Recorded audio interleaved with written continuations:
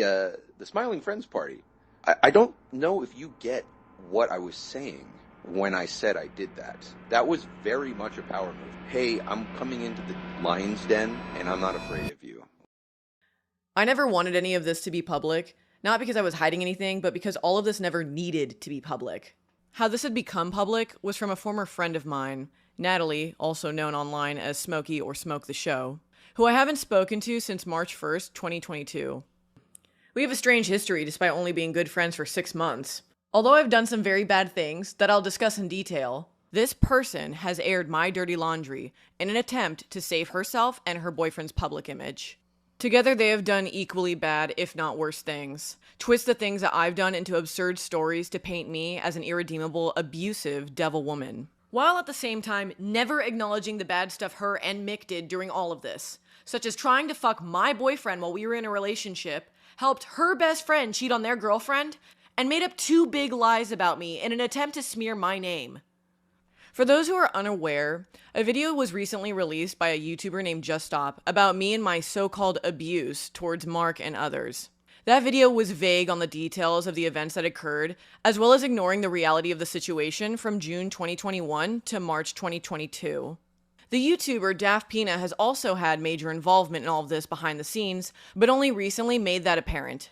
Most of the events happened in person, although I have texts and voicemails to help elaborate what I'm talking about, as well as proof that show who these people are and that these events did occur. I'll be talking about myself, Natalie, otherwise known as Smokey, and Mick Lauer, known as Rice Pirate Mick on Twitter. I was introduced to Smokey through a YouTuber friend of ours, and I had introduced her to Mick. Talking about Mick in particular is necessary to paint this kind of environment that I was in for months. Smokey did not have my best interests at heart and put myself above her as she claimed she did, but also lied to Mark by telling him that she wouldn't share his private DMs when he was at his most emotional state, while continuing to give them to Just Stop for his public video. This requires a lot of context. She spun the narrative that I'd never taken accountability for my actions. So I want to take a moment here and admit what I did was not okay. I'm at fault in treating people poorly, and I'm a recovering alcoholic. I was running wild at a low point in my life. I'm currently 11 months sober of alcohol and taking my recovery very seriously, doing my best to privately make amends with people I have hurt and avoid past enablers of my addiction. But I also want to say that in these past 11 months, I've done nothing but take accountability for my actions to the people I have wronged, including Smokey. This was my last message to Smokey, admitting what I had done wrong in our friendship and what I thought she did wrong in our friendship. So to say that I've never taken accountability for the stuff that I've done is a flat out lie. Mark is the true victim here. Everything else was just a group of shitty people excessively drinking and being shitty to each other. I'm going to start by going over the timeline from my breakup with Chris O'Neill to where we are today and how all this came to be, because this involves a lot of people and a lot of events. So going in order would be most appropriate to make this as straightforward as possible. But if there's one main takeaway from this video I want you to know, it's that for months Mick was manipulating me into getting in a relationship with him while not respecting the boundaries I tried to create between us. And Smokey was constantly self-seeking from the day I'd met her, trying to pressure men into falling in love with her through sex in the hopes of letting her live with them. All of this will be made clear as we go on. If you think this seems petty or should be private information, you're completely right. Much of this was already made public. I've tried to ignore my harassers, but this situation has only grown worse, and with nobody reaching out to me to clarify things in these drama videos. Chris and I had been in a relationship for 3.5 years. We were on and off, and towards the end of our relationship, we both knew that we didn't like where it was heading. My biggest fault in this was my lack of communication with him and my assumptions of his intentions. I assumed that Chris was trying to reach out to an ex, one in which he had cut off from me after I had demanded him to. I should mention that this was somebody who was extremely sick, and this was somebody who was also very important to him, so cutting them off made Chris feel worse. I was so insecure that I didn't care what the matter of their friendship was at the time. I just wanted him to cut her off so he could focus only on me.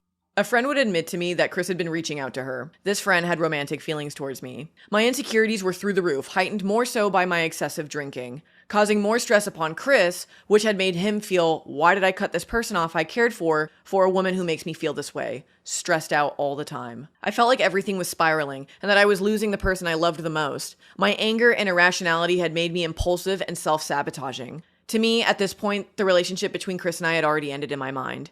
I assumed he didn't care about my feelings, so I wasn't going to care about his, and cheated on him with this friend. I was assuming and irrational, and this is something I completely regret. Despite Chris and I breaking up, I still kept in contact with a lot of our mutual friends, Mick Lauer being one of them. On a lot of occasions, we would meet up and have a drink, and he would listen to me vent about my ex. I looked at myself as a victim when talking about this, when truly it was my lack of communication and assumptions of his intentions. Before we get into the timeline of how this all came to be, I need to explain the friendship dynamic my friends and I had with Mick. There would be occasions where Mick would try to convince me to leave Chris prior to the breakup. I did tell Chris the nights this happened, so he was fully aware. Some of our mutuals would warn me about Mick and his tendencies, especially around how he treats women and alcohol. As when we would all hang out, back when Chris and I were together, Mick would constantly give me back rubs, touch my neck, and get very close to my face when speaking to me. Almost every time he was drunk. He did this to everybody, but our mutuals had always expressed that he had given me extra attention. There would be multiple occasions where our mutuals would tell me his way of describing me was like I was a piece of meat to him. Here is a good example of his obnoxious and flirtatious behavior while drunk. Those are some beautiful pictures. Very beautiful pictures. Very well done. I just can't help but see... Num num num num num num num. And this is something he's willing to post on Twitter. In real life, this was much worse. All of our friends had known him years longer than I have, and have since stopped associating with him because of his drunken behavior and hostile ways of conversation. To give you an idea of what it was like, let's refer back to the 2016 MagFest panel. Mick had recently gone through a divorce prior to this panel, so to cope he got incredibly drunk, shouting at the audience and making a fool of himself, nobody knowing what to do with him. I don't know, there's people staring. Are you guys coming in? Stop it. You want what? Robot voice. He's doing a really bad impression of your very good robot voice. Ignore him. Fair enough. Really? Mick, come on, dude. Get it together. Or you can just laugh at me and I can... I'm not laughing at you. He's blowing vape in my goddamn face. Fuck you! What the fuck up? Mick has clearly denounced his behavior there as anybody would, and the divorce at least made it understandable. But this was not a one-time thing. This is how he would act more often than not around our friends, eventually resulting in them distancing themselves from him. And in the 6 years since this panel, no improvement has been made, and I was witnessing what they had all been telling me. But I didn't care, because Mick facilitated my addiction to alcohol, and I wanted to keep the party going. If I could add any more weight to how Mick got when he was angry and drunk, there was a time where Chris and I had all of our friends over for a little hangout. We were joking around about how funny it would be if Burbank police had drones with handguns on it. Mick, who had come over wasted already, would take this conversation seriously, trying to argue that this could never happen, to which we jokingly argue back with him that it could. Mick would escalate the situation, yelling at us and telling us how moronic we were to believe this, and frustrated that we weren't listening to his sense of logic here. Mind you, all of this was a joke conversation, yet Mick wanted to be right, and tried proving that by yelling at us. Mick left angry that night, not saying bye to anybody, and the next day would send us this little DM personally, trying to still keep the argument going. I sent him a video of a drone with a handgun as a joke, to where he said that this doesn't matter, yet still wanted to get the last word in. Many repeated events such as this made our friends realize that Mick was not a positive person to have in their lives, as much as he claims that he is, and they would begin to keep him at arm's length. A month after my breakup, Mick would invite me on the boat trip. He posed this as, "Hey, if you want to go, you're on the way down to the dock. I could swing by and pick you up." I didn't think much of this gesture, mostly that I'd never been on a boat like this before, and I had figured that it would have been nice to get out and see the ocean. Chris knew that Mick had taken me on this boat trip and rightfully assumed that Mick was trying to be sneaky and swoop me up after this breakup. Mick would also tell our friend group that Chris was crazy to think that he was trying to date me. Chris sent Mick a strongly worded message, which at the time I felt was unjustified in assuming, but in hindsight, he was completely right. And so he reasonably saw this boat trip as Mick finally making his move on me. This is what sparked Mick and I to become closer, because now we both had a mutual disdain for Chris and would frequently shit-talk him together while making jokes at his expense. This is when I would be introduced to Smokey by a friend of mine who was a popular YouTuber. Smokey was a fan who'd become his friend, and at this time, she was coming into town to stay with him for 3 months, hoping to spark a relationship with him because she was in love with him. I'll call him Edward for the duration of this video, because I can't imagine that he would want any part of this. Edward asked me if he could bring a friend from Costa Rica to join us for drinks. This would be the first time I had met her.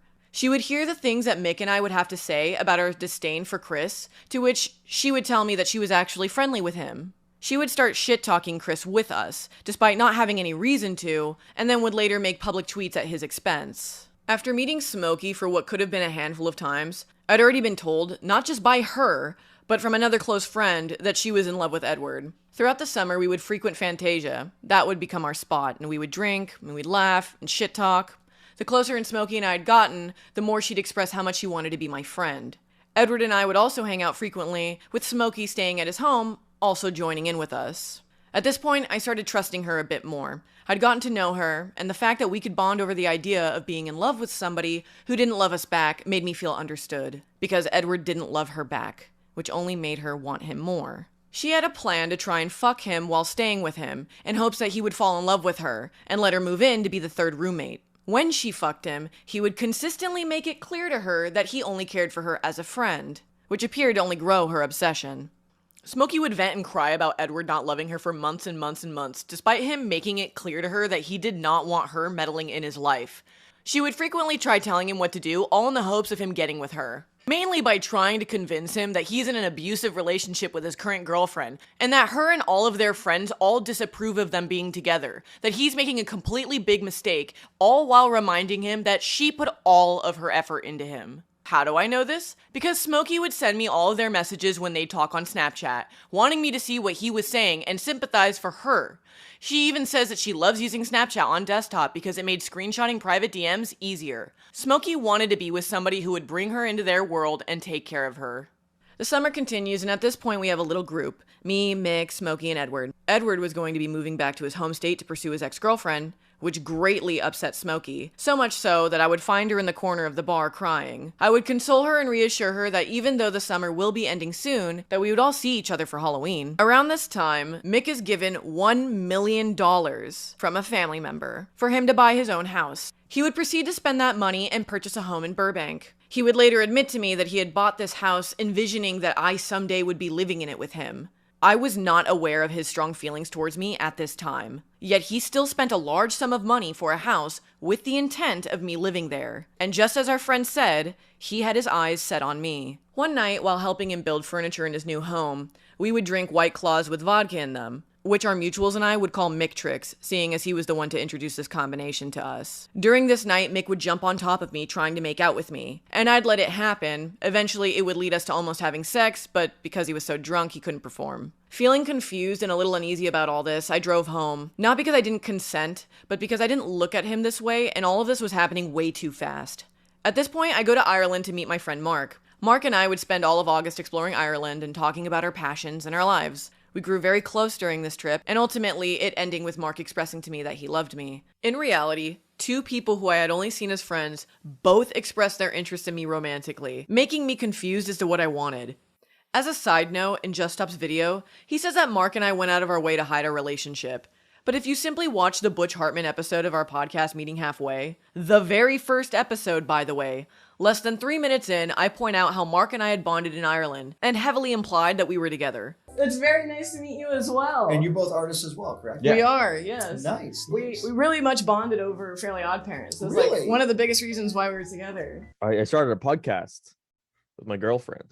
Oh. And So to say that this was something that I was actively hiding from the internet is a complete lie. Not to mention the countless drawings that I've made of me and Mark together. While my trip in Ireland would be coming to an end, Smokey and Edward would also be ending their time in LA. Smokey going back to Costa Rica and Edward going to his home state. Eventually getting back with his ex-girlfriend, which incredibly upset Smokey. She was putting everything into pursuing this guy, and everybody knew it. My flight back home from Ireland had a layover in Philly, so I decided to take a week for myself and stay with a friend of mine. I would express to this friend how I felt conflicted in the position that I found myself in, one whom I've spent the whole summer drinking and sharing fun with, and the other was somebody I felt genuinely understood me, but hadn't known longer than a year. My friend pushed me more towards Mick because he knew him, but I would choose to be with Mark instead, letting him know that I loved him too. Although I felt at the time I expressed this too soon, because I wasn't sure how we were as a couple, considering we didn't start establishing this fondness for each other until the last week of the Ireland adventure. I would come back to LA and things would continue between Mick and I as friends. Mick was completely aware that I was in a relationship with Mark at the time. And because of this, he felt that he should finally express his feelings towards me, that he loved me, and that he didn't know what love was until he had met me. which you can all understand is pretty inappropriate, but I understood that this was what he needed to say. Given all the tension that we had had, especially from almost having sex, I had let Mick know that I didn't feel this way towards him, and I put my foot down that this wasn't a mutually shared feeling. He said he understood, but would always want me close to him as a friend, which I agreed with. Mick was completely aware that I was in a relationship with Mark. But Mick would never fail to remind me of his undying love, despite me constantly trying to set boundaries. It's established that Mark, Sonny, Edward, Ricardo, and Smokey would all be coming into LA for this big Halloween party that we were going to have together. 2 weeks pass, and my friends would come into town, staying at an Airbnb. Smokey decided, rather than staying with the friends she had originally made plans with, that she would much rather stay at Mick's house until Halloween. She left January 3rd. Her intentions to coming to America this time was to move in with a Twitter fan because they had a spare room for $300 in Las Vegas. Halloween comes and goes, but interestingly enough, on Halloween night, Edward and Smokey would find themselves ending the night in his hotel room. Smokey would then have sex with Edward in hopes of breaking up his relationship with his current girlfriend so that she could be considered. I mention this because I'd been scrutinized by Smokey for cheating myself, but Smokey herself had helped her best friend cheat on his girlfriend because she wanted him to love her so badly and she couldn't respect the boundaries of their relationship. I may have been a cheater here, but Smokey was a homewrecker. Ricardo and Mark were meant to get an Airbnb together after Sonny had left, but the day before their Airbnb expired, Ricardo had informed Mark that he would be leaving early. The only person that Mark now knows in LA is me. There were other people that Mark talked to on Discord, but it never went beyond being friendly. The same day Ricardo informs Mark that he'll be all alone was the same day that I started having second guesses about my relationship with Mark. I would invite Mark over to my house and break up with him, using the excuse, I need to be alone and work on myself and focus on me. Mark says okay, not showing any emotion, and we continue to hang out with the rest of our friends that day, not really talking to each other. So it's me, Sonny, Ricardo, and Strawberry Mage, and we all decide to go see that really shitty Marvel movie Eternals. Ricardo didn't want to leave the movie theater to get a drink, so Mark and I jumped at the chance to leave. During this time, we'd sit in my car and break the silence. Mark expressing that if I really wanted to work on myself, that he would do nothing more than just support me, and that breaking up with me for this reason doesn't make sense to him. I did what I always did, and I told the person what they wanted to hear, so we were back together.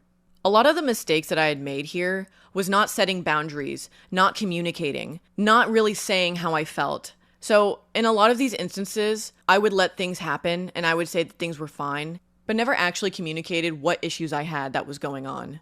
Sonny's last day comes around and we all celebrate at Mick's house. Mick has a ton of alcohol and we're all drinking except Mark, who didn't like the taste of alcohol.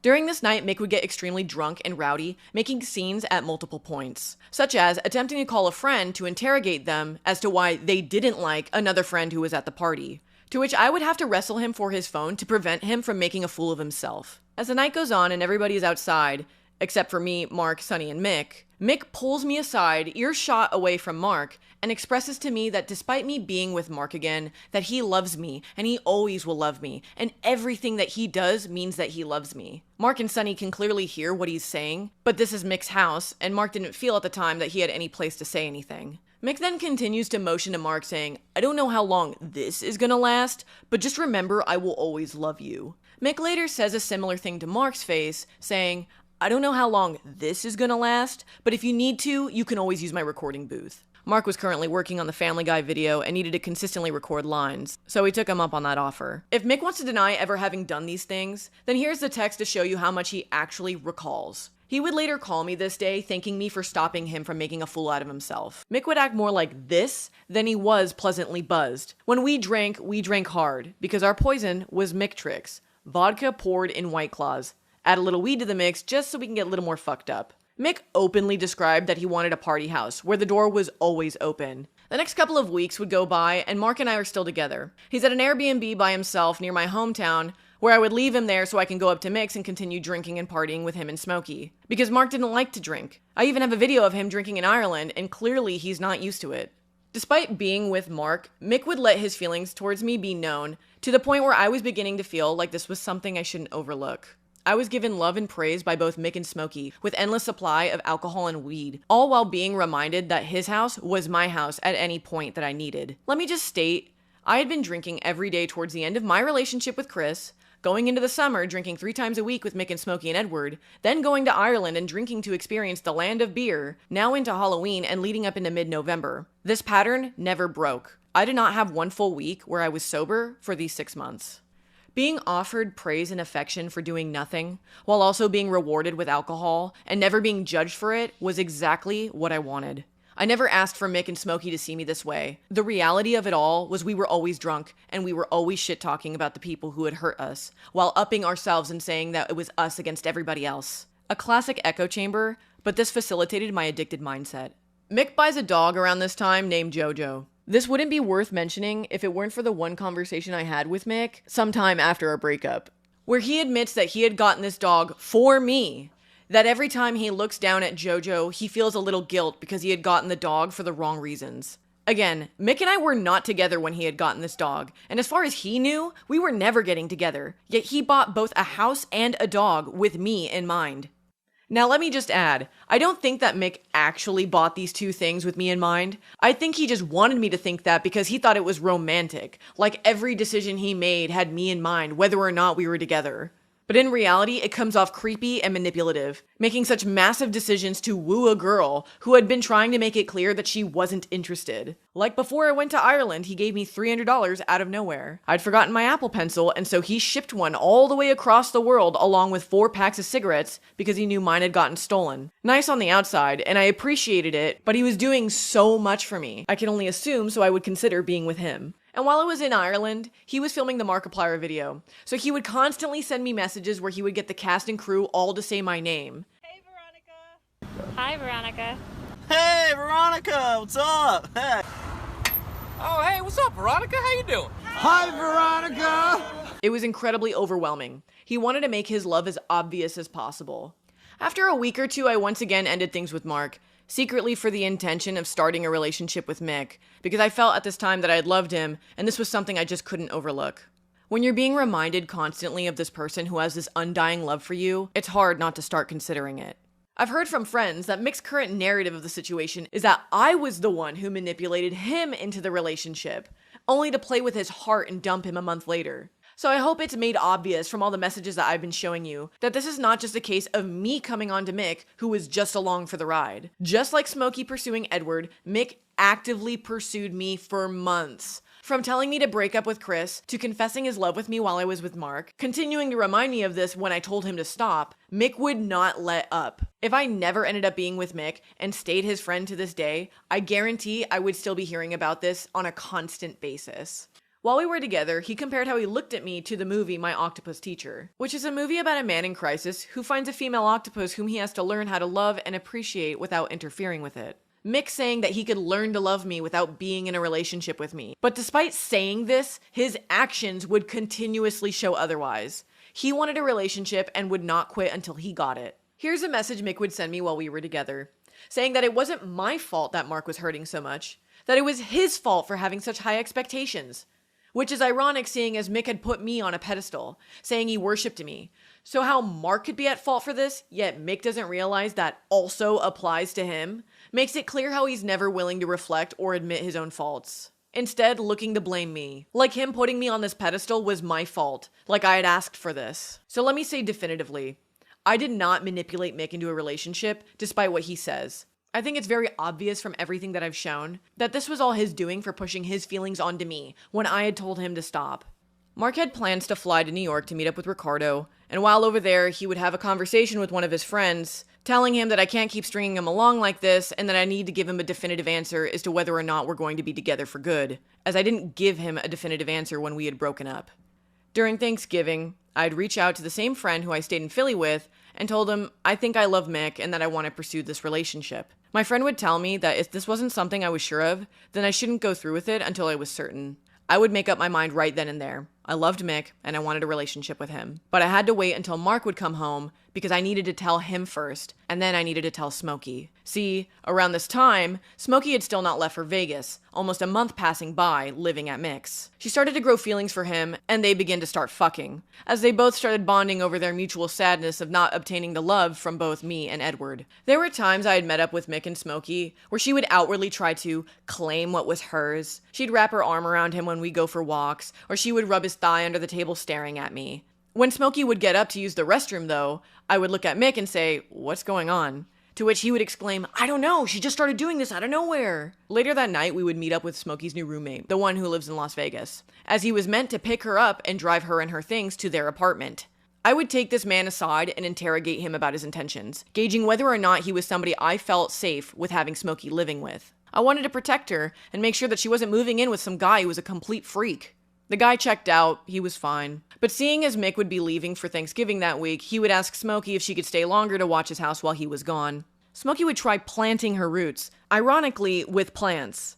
She'd buy tons of orchids and fill them in his home, decorating it as if it belonged to her. This was a regular joke between Mick and I, as he didn't seem to care for it and would call Smokey a wife he didn't ask for. Mark comes back to LA from New York and I would pick him up at the airport, and Mark outright asks me what's been going on between us. He refers to this conversation that he had had with his friend, wanting a definitive answer from me. I told him I loved Mick and that I wanted to start a relationship with him. At first, Mark seemed fine about it. It wasn't until the following days where it would become apparent that he was heartbroken. I want to remind you all that this is Mark's first time being in America alone. His best friend who was meant to stay with him had left. He didn't know anybody here who he can easily have a conversation with or see. Not to mention his phone didn't even have service. With the person he had came out here for, just expressing to them that they didn't love him and they wanted to pursue somebody else. A person who had openly said to Mark's face, "I'm not sure how long you guys are gonna last." Again, if Mick wants to deny that he had said this, that's fine. But this is the same guy who admits to not remembering what happened that night. After dropping off Mark at my friend's house who had a spare room, I would go over to Mick's and talk to Smokey, to tell her that I was in love with Mick and wanted to pursue him. I knew that this would upset her, but I wanted to give her the courtesy as my friend to tell her this before telling Mick. Smokey takes it upon herself to immediately go behind my back and tell Mick what I had just shared with her, in hopes that she could remind him that what they had was special, and hope that he would consider her over me. But also, I feel most would agree that her expressing my feelings towards Mick before I got the chance to was purely self-seeking on her behalf, to try and get Mick to consider her before I could tell him my feelings. Mick would eventually tell me that this happened, to which I had no proof, but luckily Smokey provided it in Just Stop's video, so here it is. Smokey talks as if her blessing was the deciding factor in all of this, when in reality, if she outwardly didn't approve, Mick had wanted to be with me for months now, vocalizing to me that he loved me whenever he could, and again, even in front of Mark. Smokey knew that she didn't want to leave, evident from the fact that she had stayed at Mick's house until January, and if she made it clear that she was unapproving of our relationship starting, the most natural thing to do would be to pack up her stuff and start moving into her new place in Las Vegas. But she wanted to stay at Mick's and witness our relationship, hoping that she could still play some part in it. She would later admit to Mark that she didn't want to go to her new place, as everything would be moving on without her. This sort of thing made talking to Smokey, truthfully, very hard, because I knew that anything I confided into her was something that she would blabber about to anyone and everyone, especially given how she talked to everybody about her DMs with Edward. These people were also my friends, and I would frequently see them, resulting in me constantly trying to not tell her how I was truly feeling about stuff going on in my head, because she had only ever shown to me that she would go behind my back and tell everyone what I was saying in private. From what I've heard, most of our mutuals feel this way towards Smokey, that she has a big mouth and she likes to talk shit and gossip. Nothing said to her is ever confidential. Already, you can see how complicated this was. And also, how little context was given in all of Smokey's posts and in Just Stop's video. That's because this shows Smokey in a new light. Somebody who was desperate to be somebody's first choice, which never happened. Not with Edward, and not with Mick. This would fuck with Smokey greatly from this point on. This is where things start getting fucked up, where we all know how we feel, but don't want to stop the party going and pretend that everything's just fine. I tell Mick what I had just told Mark and Smokey, which again, he would later admit to me that he already knew because Smokey told him. And now we're together, and this is exactly what he wanted. Mick takes it upon himself to make sure everybody is aware that we are together. Going on Twitter and commenting on my posts, calling me babe, which I always hated. Making sure that he would say I love you and post to me, and conveniently picking me up outside the bathroom door while Mark would be in there, only for Mark to come out and see us together. I was the trophy, and he had just won me. Let me remind you that this is somebody who had told me I should break up with Chris during our relationship, and had also given me unprompted back rubs. Somebody our friends would later tell me described me as a piece of meat. Somebody who would love bomb me, even though they knew I was in a relationship with Mark. Somebody who had led on Smokey, only to ditch her the first moment I offered my hand. And we'll soon see. Somebody who continued to tell me that they loved me after our breakup, and when I would try to establish boundaries, they didn't care about it. They didn't care about Chris, they didn't care about Mark, and he didn't care about Smokey. He just wanted what he couldn't have until I finally gave in. Mark would try to express to me that he was fine, even saying that it was alright if we were affectionate towards one another in front of him. But this was because he had nobody else to hang out with while he was in LA. All he could do was hang out with the one person he knew, me. And I was always at Mick's house. Mark would later tell me that he wanted me to stop being affectionate in front of him. He was the only one that told me how he felt instead of letting stuff continue, like Smokey. Smokey would start ramping up her drinking even more than we normally did. She would act like everything is fine and fun and happy for us, expressing at one point during LA Comic-Con that she loved seeing me and Mick kiss each other, which I thought was really weird. But as our nights would continue, she would break down, crying, getting sadder and sadder, but insisting it wasn't having anything to do with me and Mick being a couple. Not only was she staying in the house of the man who rejected her, but almost every day she would sit on the couch and watch Edward's YouTube videos on Mick's television, the same ones, over and over and over. She was obsessive. I would say, why do you keep watching this, assuming that obviously it's not going to help her situation, to which she'd give me the fake answer, oh, I just love supporting my friends. Clearly, she loved watching him, and his face, and his jokes. This started as a parasocial relationship at home, and suddenly she's thrusted into this world with all these people. So I guess I couldn't have expected her to act any differently. There was even a time where she had gotten so emotional and drunk, while talking to Edward on Snapchat about her feelings, she gave me the phone to have me talk for her. So Edward, if you're watching this, I'm sorry, but that was me at one point. It's the first night Mick and I would be sleeping in the same bedroom together, and Smokey would be forced to sleep on the couch. We would obviously drink that night, ending the party with me and Mick going back into his room, and Smokey consistently drank and was blasting music until 5 a.m. The next day, she would beg me to watch her favorite movie, Secretary. For those who don't know what this movie is, it's a movie about a woman who cuts herself, and then she finds a job and has a BDSM relationship with her boss, ending with her pissing herself and him saying, I love you. Personally, I hated this film, but I really wanted to make Smokey happy, considering that she wasn't really in the best circumstances that she willfully put herself into. Smokey would then ask me to go outside and have a conversation with her, and I'll be honest with you, this really stressed me out. I was already feeling the pressure from Mark expressing to me his sorrows about our breakup, breaking down crying in front of me, and me trying my best to console him. This obviously wasn't the best way to help, but what more could I do? I'm the cause of his heartbreak. So I stepped outside with Smokey, and she would say, I shit you not, verbatim, now I did something last night, and I don't want you to think it's because of you and Mick. I'm just a little depressed, and I was thinking about Edward, and I had a sad girl moment. She lifts up her sleeve, exposing her forearm, covered in cuts, all the way down. This was the point where I was like, holy shit, I need to get out. She could tell me all she wants that she did this because of Edward and not because of me and Mick, but I find it all too much of a coincidence that this happened the first night me and Mick had slept together. And showing me this movie with similar themes came off as a way of prepping me for what's to come. This right here is manipulation. She wanted me to see how much she was suffering because of how much rejection she was facing and nobody picking her first. This is how she wanted to get my attention, not by a conversation where she was honest, but by self-harm.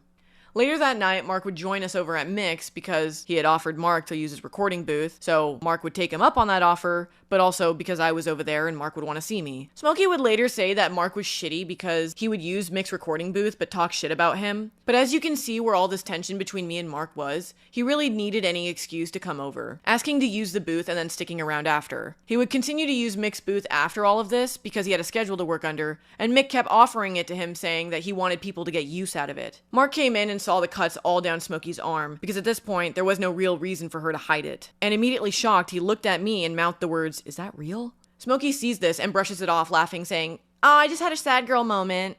Mark has begun forcing himself to drink, because that was all we were doing, and he felt like this was the solution to nullifying his feelings. Mark would take 4 shots of vodka without even flinching, because he wasn't aware of the aftertaste. So he would keep drinking multiple times to the point of throwing up. It really felt like this was a fucking madhouse. Mick wouldn't care. He wanted a party house. Mick parading me around, Smokey over here with cuts down her arm, and Mark drinking himself until he pukes. And I'm just here pretending like everything is totally fine. When Mark eventually gets back home to Ireland, he learned that writing was a good way to vent out his feelings. Here's an excerpt that he had written for himself, describing what it was like. And again, this was written by him right after he had gotten out of all of this mess. Mark asks me if we can please hang out away from Mick's house. He's only got a short amount of time left in California and doesn't want to spend it in that madhouse. So we go to my parents' house where we just work and watch movies. I receive a snap message from Smokey. Smokey asks me if it's okay if she has a closure night with Mick. At first I figured this was just a night for her and him to talk and like watch movies and hang out. But upon clarifying what she had meant, she's outright asking me if she could fuck Mick one last time for closure. Mark instantly starts laughing at me, obviously knowing this was what I deserved and what I signed up for. Angry, I call Mick and asked him what his response was. His response was, "Oh, well, you should go ask Veronica." This was a second big red flag that I'd gotten from Smokey. My so-called best friend, who had just revealed to me that they had cut themselves because of this person, is now asking me if they could fuck my boyfriend for closure. And my boyfriend is considering it so long as I'm okay with the idea. These were the people I was spending my everyday with, drinking, shit-talking, all praising each other like it was us against the world. This is the girl who says that she did stuff for my well-being. Yeah, wanting to fuck Mick while we were together sure was in my best interest, Smokey. I tell her no, and I'm baffled at the idea that she would even ask me this. But we move on. She's leaving soon, and I just want everything to be okay. After weeks of not communicating with his friends, Mark finally tells Sunny and Strawberry Mage about what's been going on since he'd last seen them. Sunny realizes the patterns that I've been falling into since my breakup with Chris. And as a good friend, he messages both me and Mick, telling us both that this relationship wouldn't be in my best interest, and that I need to be alone to figure things out for myself. I tell him that I could still work on myself while being in this relationship with Mick, and Mick tells him, "Don't worry, I have her best interests at heart, honestly." I want to point out that I almost never took my iPad over at Mick's to work, and when I did, we never worked. All we did was drink and party. And not once did Mick ever bring up the thought of me working while we were together. Mark's drinking is on par with us, and he's finding it harder to avoid these emotions, resulting in situations at Mick's house where he would come to me crying, making it clear that he was unhappy. Smokey sends Mark a message telling him that if he keeps this up, that he would lose me forever. Which was true. Things were getting bad between us, and I couldn't keep listening to how much I hurt him and help him with the same hurt. From this point, things get better between Mark and I. He had found talking to friends other than me, such as Strawberry Mage and Sunny, would help him feel better. And because of this, our friendship started to become healthier. Which leads me to an interesting time where we all took a trip to the Natural History Museum. I'd asked Mark, Strawberry Mage, Mick, and Smokey if they all wanted to go, and we all went together. Mark and I had a fun time joking around, but any time that we'd be giggling to one another, Mick would instantly come in and try and interject, to be a part of whatever we were joking about. There's a point where at the end of the museum, we all go to the gemstones area, and Mick would come up to me and be like, "What do you think about that one?" This was a similar type of behavior most men would do in trying to find the right type of ring for a woman when looking for engagement rings. This was the tone that I would receive from him, especially because a couple weeks later he would ask me if I would like to have a wedding in the Shire, just because I had a tattoo that said the Shire. And then I'd be like, I don't know, I guess so. To which he would say, "Oh my god, are we talking about this?" This was the behavior I was getting. Instantly, he wanted me to move into his house, and already he's trying to talk about wedding stuff. This was too fast and making me incredibly uncomfortable. We reached the gift shop, and Mark and I are at the far end of the cashier's desk looking at some dumb toys, when we suddenly hear, "Ma'am, I'd like to see that one." I'd look over at the cashier pulling out the ugliest pair of yellow earrings I'd ever seen. I rush over to him and I say, "Mick, what are you trying to do?" And I go and ask the cashier, "Please, just put these back. I don't want them." To which Mick thinks this is like a funny little moment that we're sharing. But I look at this as another example of Mick trying to rub it in Mark's face that he has me. Mark and Smokey are leaving soon, but Smokey outwardly asks in front of us, "I think I need to stay until Christmas." She had been at Mick's house rent-free, staying here for about 2 months now. At this point, I was ready for her to leave. And Mick too, because he would express to me that he wanted everybody out of his house, how he wanted to just be alone with me. Now that he has me, he no longer wants this party house. So, remember how I had mentioned that Mick wanted me to move in? Well, he had offered me that, as well as re-landscaping his whole yard so all of my dogs can come live with him. I'd tell him that I would consider it, but inwardly, things were moving way too quick, not to mention how uneasy this relationship has already been starting off. Especially considering that this girl that Mick would fuck is staying in his house, who clearly loves him, and he won't put his foot down telling her to leave. I reluctantly offer Smokey to celebrate Christmas with my family, with the promise that we would drive her home after New Year's. Mark leaves to go home, and during this car ride we don't really acknowledge what had happened. Once he gets to the airport, I leave him a voicemail crying saying how sorry I was for putting him through all this. It's Christmas time, and Smokey spends it with my family, and at the same time, Mark is messaging me sending me art that he had made of us, referencing some conversations that we had had in the past. Mark realizes that he needed to start distancing himself from me, and he tells me through text that he's not going to talk to me for a while, until he figures out his feelings. I was pretty upset to hear this, because I like talking to him, but also it was starting to become more apparent how this relationship with Mick wasn't what it was all cracked up to be. He would say cringy love things to me like he had gotten them from a movie. It was obvious now that we're in a relationship that what I loved about him wasn't what he actually was. Almost like everything shifted. Tell our friend Strawberry Mage that I'm not going to be on Discord very much, seeing as every time that I would interact with Mark in calls, he would be extremely standoffish with me. Understandably so, but it made me feel unwelcomed, so I would tell him that I wouldn't be around. Strawberry Mage would relay this to Mark, which would prompt Mark to call me, saying that he didn't intend on making me feel like I needed to distance myself from my friends, and during this call, Mark would give me the most harshest and realest talk I've ever had. He would express to me that I'm wasting my life, that I'm drinking every day and doing nothing at Mick's, that I have all this potential and I'm not doing anything with it, and if I keep this going, in 5 years' time, it will hit me like a huge truck. I knew he was right about everything, and I tell him that he was right and I really needed to change. Again, Mark was the only one to ever give me a reality check like this. I break up with Mick a few days later, expressing to him that I really need to focus on myself, that how we're continuing things is incredibly unhealthy, that I'm not happy, and I feel like I'm very stressed out. At this point, I'm in a relationship with an enabling alcoholic, me being an alcoholic myself, and having this crazy woman around involving herself in our lives, who is already talking about the next time they want to come back to Mick's. Meanwhile, she's drinking herself until she passes out and pukes, I'm losing my hair over this, my skin is changing colors, and I haven't eaten very much. Everything about my life at this point is overwhelming and stressful, and I don't know what I'm doing.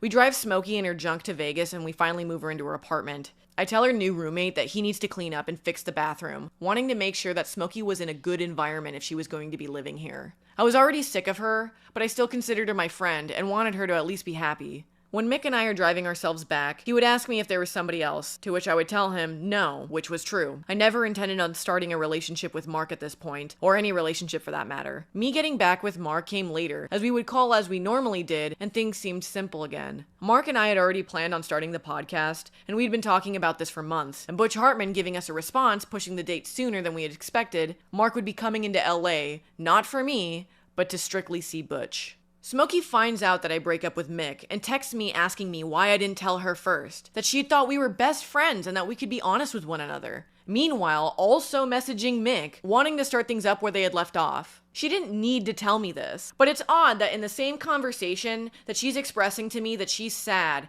that I'm not being honest with her, that she goes behind my back and texts my ex-boyfriend that she wants to be with them and that she wants to start things up with them again. Mick would try to tell me that he loved me after we had broken up, to which I would express to him that we need boundaries, that I was not emotionally available to be there for him, seeing as I did that with Mark and it didn't help. Here's a fun little side note. Mick would judge Mark for how heartbroken he was, because our relationship had only lasted a couple of months. Meanwhile, here's Mick getting bent out of shape in the same way, when we were only together for around a month. I'd like to point out, too, that Mark was 19, going through his first real heartbreak, and Mick, who is 41, who has been in and out of relationships where he would continuously shit-talk his girlfriends.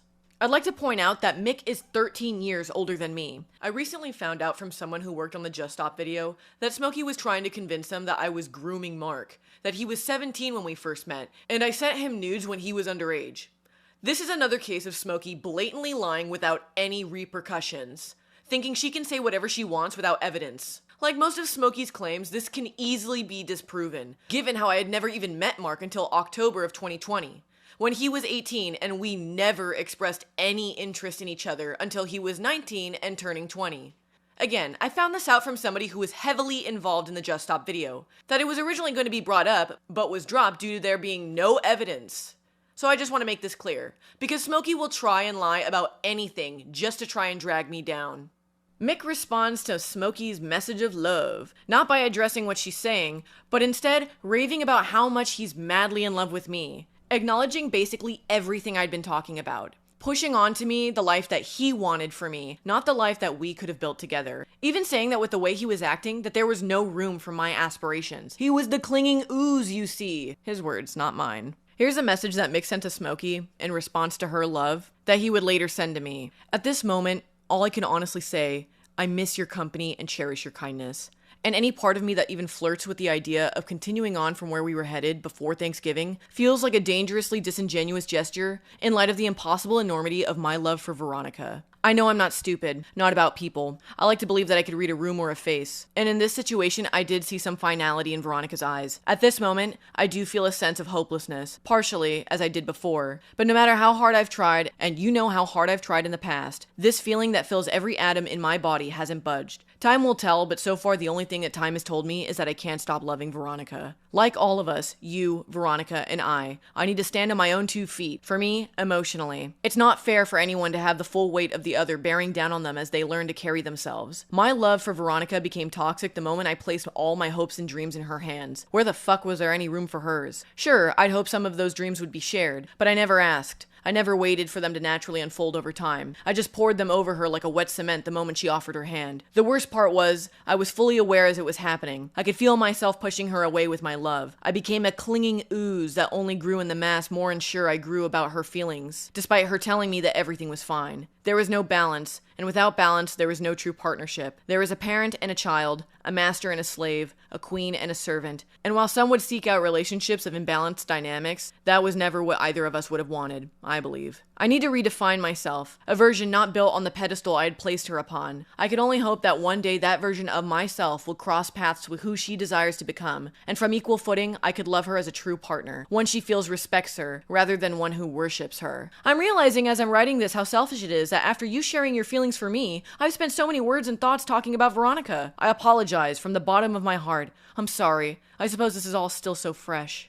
Here is Mick admitting that the way he had been treating me was toxic. He also mentions the pedestal that he put me on. Again, this was something I never asked for. They placed me on this pedestal that I never required them to, and got mad that I didn't meet up with their expectations. I still try to be friends with Mick during this period. He is still somebody I cared about, and I had no intentions of cutting him out of my life, even taking care of his dog Jojo while he went to Philly to spend time with his friends after the breakup.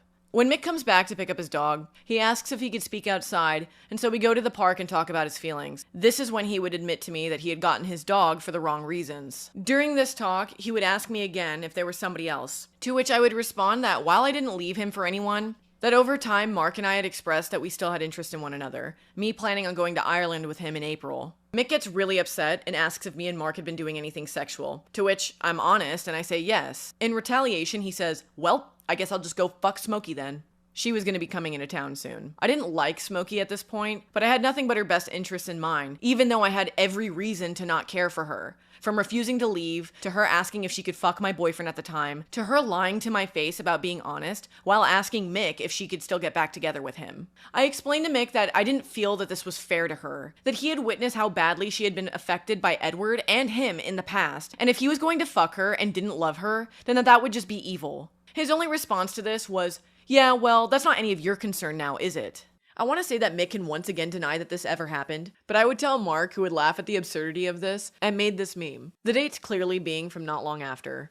Mick knew that Smokey loved him and didn't feel the same way back to her. As you can tell from that long message he had sent her about still loving me, and even was talking about their imbalance of love. Despite in his message to her that he sent me, he said that he didn't want to seek out a relationship with imbalanced dynamics. Yet here he is openly admitting that that's him and Smokey. Fully aware that there was an imbalanced dynamic here, but telling me to my face that he's just gonna fuck her. This is the real Mick, the one behind the nice guy positive persona he portrays online. He didn't care if fucking her would eventually hurt her, he just cared about getting back at me. And from what our mutuals are telling me, he would continue to talk shit about her to this day. During one of our last conversations about breaking up, he would say to me, well, I'm still gonna buy you the Apple Watch, to which I told him, I don't need it, I don't want it. And these were the type of shallow gestures of love that he would continue to give me.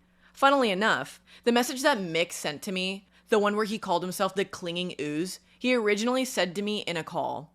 He called my phone to read out this message along with Smokey's messages. I said at that point in time that I really just wanted to focus on my work, and despite him continuously telling me otherwise, he would continue to drag me back into the same discussion. A part of me thought, for the sake of continuing our friendship, a reminder of how I understand where you're at would kind of help.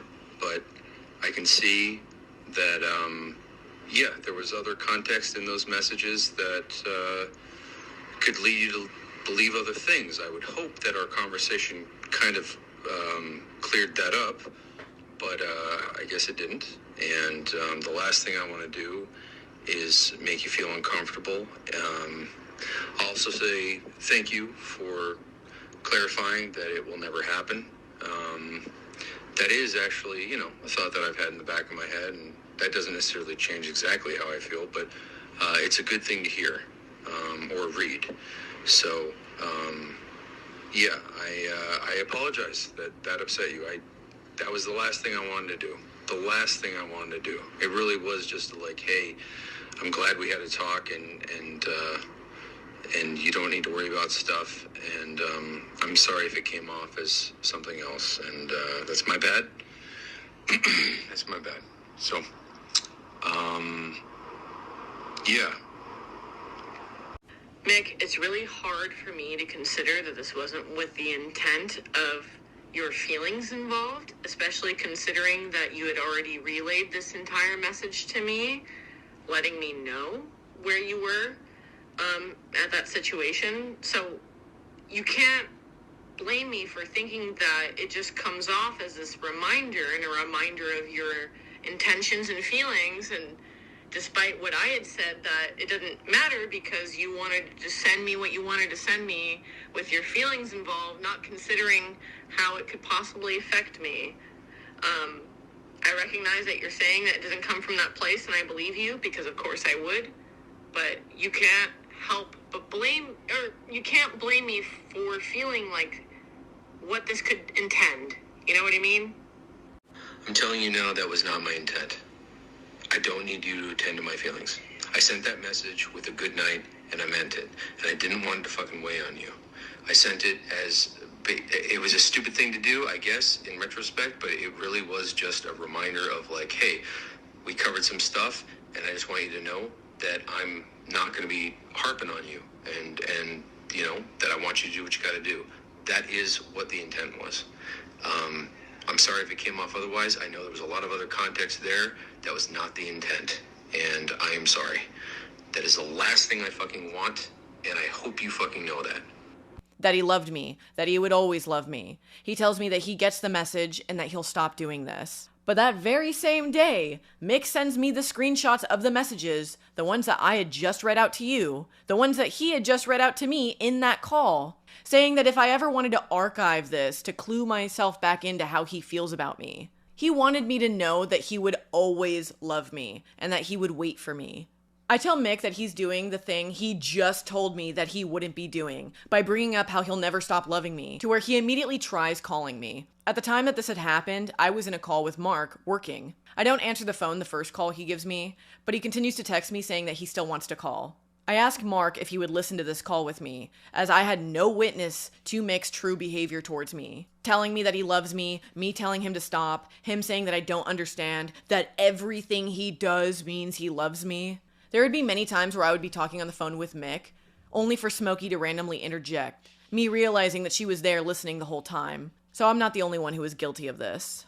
So I answer the phone call, with Mark still being on Discord. Mick proceeds to insistently tell me that I'm misinterpreting what he means when he says he loves me, going into how everything he does means he loves me. I put my foot down and I told him that he wasn't respecting my boundaries, which leads him to start yelling at me, telling me how I don't understand. At this point, I'm being very intimidated by him, and the best thing to do is just apologize, tell him, yes, okay, I'm sorry, and end this phone call. This would be one of the first times Mark would witness this type of behavior, but would not be the last. It's January 30th, and Mark and I are over at a mutual friend of Smokey and I's house.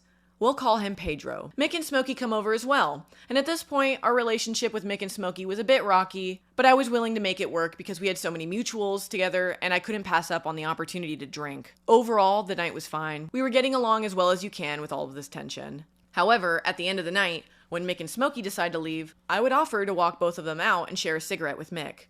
The four of us all standing on the side of the road making small talk. Out of nowhere, Mick asks me, so, when's O'Neill coming back into town? Seeing as he was in Ireland at this point. Considering Chris and I had been broken up for about 9 months at this point, I was baffled at how he thought I would know. I retort back saying, yeah, wouldn't you know better? You've talked to so-and-so. Referring to the friends who distanced themselves from him because of his excessive drinking and how easily he would burst into arguments with them. These exact friends that distanced themselves from me because of my drinking habits as well. And how I had only gotten worse, especially because I would associate with Mick.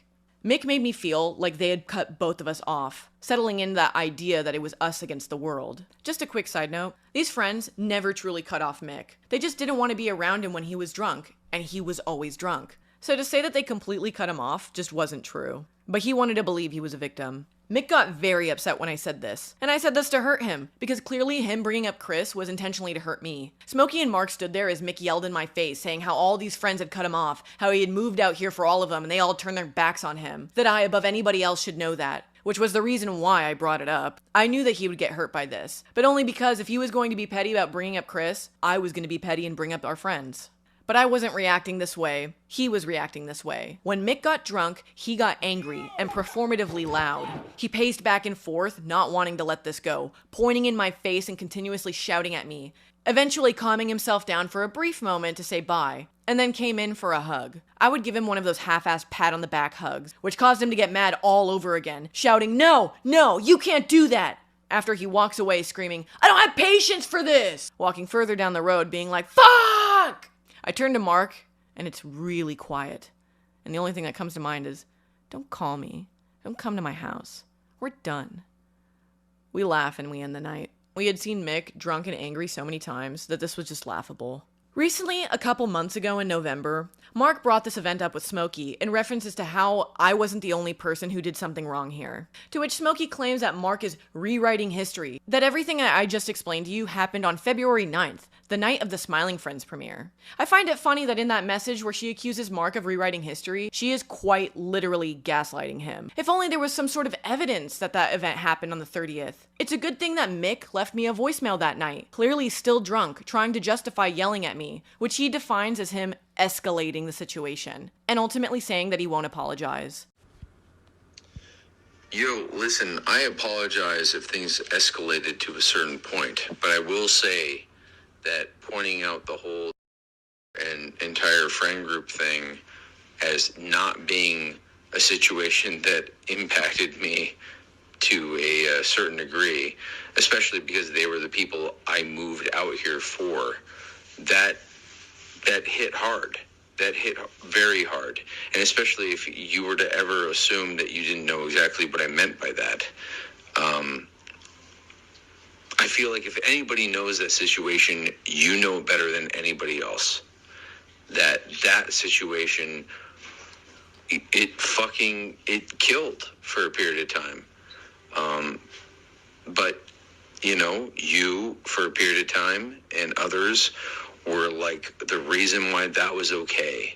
But for you to say that you didn't understand where I was coming from when it came to that situation, or that you felt like, you know what, I did drink tonight, but at the same time, I just feel like there was a certain amount of energy that was not as empathetic as I would have hoped, and it came off as pretty fucking cold, considering everything else.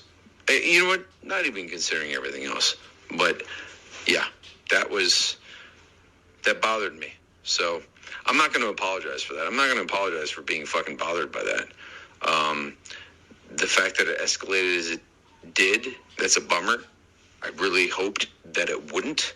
But I just figured you understood better than most. This is somebody that had this reaction to the idea of drones holding handguns. So it's not hard to believe that he would start yelling at me about bringing up people who he thought cut him off. So here we have Smokey doing one of two things. Intentionally lying to Mark, trying to convince him that he's remembering things wrong, and not bring any attention of the fucked shit Mick and her were doing. Or two, doesn't even remember these events herself. Again, here's Smokey acknowledging an argument about these friends, saying this happened on February 9th, downplaying Mick's actions, while Mick sent me a message proving that this had happened, not only a week before Smokey claims, but also admits he escalated the situation. And this is the victim we're forced to believe. Somebody who doesn't even remember the events themselves. Going back to Mark's messages with Smokey, I'd like to throw in that Mark finally brought attention to the 2 times Smokey kissed him, where she was drunk at Mick's house. One of those times being on the lips. She completely downplays this, calling it a platonic peck, saying it only happened once, when I was personally there to witness both times, along with a third party who was also there. She claims that Mark didn't bring this up with her at the time, because it meant that he never cared about it until now. But let's remember this situation. Mark only really was close to me, and to spend time with me means that he had to spend time at Mick's house, already knowing he was seen as a burden, so starting issues is the last thing that he would want to do. Mark has lived in Ireland his whole life. People don't just walk around with that kind of affection, and it caught him off guard thinking it was weird. This is nothing major, but just to highlight just how much Smokey downplays ever having done anything wrong. I'd like to see how this would be treated if Mark drunkenly kissed Smokey and told her that she was overreacting to a platonic peck. A common argument, but I feel it still holds weight to this interaction. That Smokey is telling Mark that he shouldn't care about this, telling him how he should feel, but I'm manipulative? If you want to talk about the Smiling Friends night though, Smokey, we can talk about it. For those unaware, the series Smiling Friends was premiering on Adult Swim, and there was a big release party for only the cast and crew to celebrate. Mick had been messaging me earlier that day, telling me that he looks forward to running into a particular person there, obviously referring to Chris O'Neill. I joke with him saying that it would be funny if we could both clothesline him. This was common between us. Like I said, we both bonded over the mutual disdain for Chris and often made jokes at his expense. Mark and I had plans to go to our friend Pedro's house to hang out, since Edward was back in town, and I wanted to see him. Hours after us hanging out with them, Mick and Smokey walked through the door. Smokey clearly looking strung out of her mind. Mick opens up his jacket to reveal a Smiling Friends t-shirt, telling everybody at Pedro's that he had just gotten back from the release party. He proceeds to say how he has a funny story, that he saw Chris O'Neill at the party, that he walked right up to him and went to him and shook his hand. And according to him, that Chris was scared, shaking where he stood, gasping. Mick then would say that he shook his hand pathetically, and then he walked away laughing, while Chris would be standing there alone for the rest of the party. I didn't like this, but not for the reasons Mick thought. Let me add, Mick intentionally brought Smokey along to a party that she was never invited to. It was common knowledge for those invited that no +1s were allowed. Some artists who had worked on the show couldn't even come to the premiere because they weren't allowed to bring their spouses. But here comes secondary voice actor Mick Lauer bringing along this woman with no connection to the creators or had even asked them if she could come. You're at a party celebrating a release of your supposed friend's first television show being aired, yet you were more concerned about making a point to Chris that you wanted to start a confrontation. Because again, Mick made it evident to all of us that he didn't like Chris, and in turn, Chris didn't like him. Mick would later hear from Mark that I didn't like him coming up to Chris. He assumed that my issue was him being chummy with Chris. But don't worry, Mick, I knew what you were trying to do. You were trying to send a message that you didn't like him, and then gloat about it afterwards at Pedro's house thinking that I would applaud you for this. If you don't believe this interaction happened, luckily enough, Mick had left me a voicemail corroborating this story. Hey dude, I hope you're okay. I'm not piling on. Yeah, I hope you're doing okay. And, yeah, I don't know. I can't imagine what's going on. But whatever it is, I hope it gets sorted. And, that you're taking care of yourself. And, as disappointing as some things are, people care. As a side note, just because, why not? The Smiling Friends party, for some reason it hasn't been brought up, but I have a feeling that was a source of some contention, and I specifically the I shook Chris's hand thing, which seemed to upset you in the moment. I wasn't sure if you were exaggerating how you felt at the time, but I have since heard that, no, that actually did bother you. I don't know if you get what I was saying when I said I did that. And I just wanted to clarify that, that was very much a power move. And I think everybody else understood that. I don't know why you didn't, which is kind of going back to the point of, hey, for some reason I feel like the worst intentions or, whatever, that you tend to assume those things. Because it was pretty clear to everybody else, I think, that was very much hey, I'm coming into the lion's den and I'm not afraid of you. Like, I don't care what fucking influence you had over everybody else. I'm gonna fucking address you. You can't, like, I'm not just gonna, like, shy away. You know what I mean? And, it was probably the most uncomfortable he was that night. And I expected that. But, that is why I did it. It wasn't, to mend things or to be chummy at all. So, yeah, I don't know how it could have been read that way, but that's neither here nor there.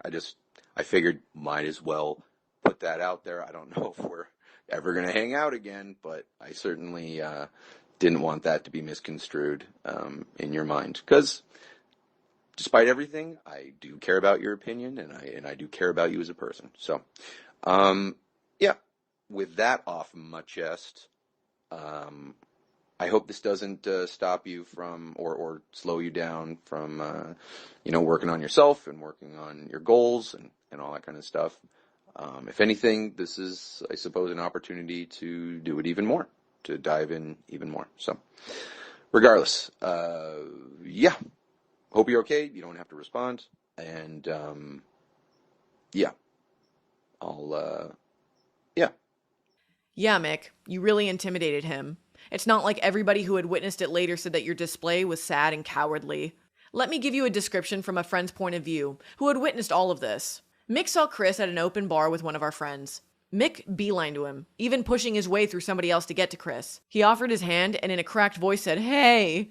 Instantly, it was apparent to them that Mick was drunk, and immediately turned around and walked away.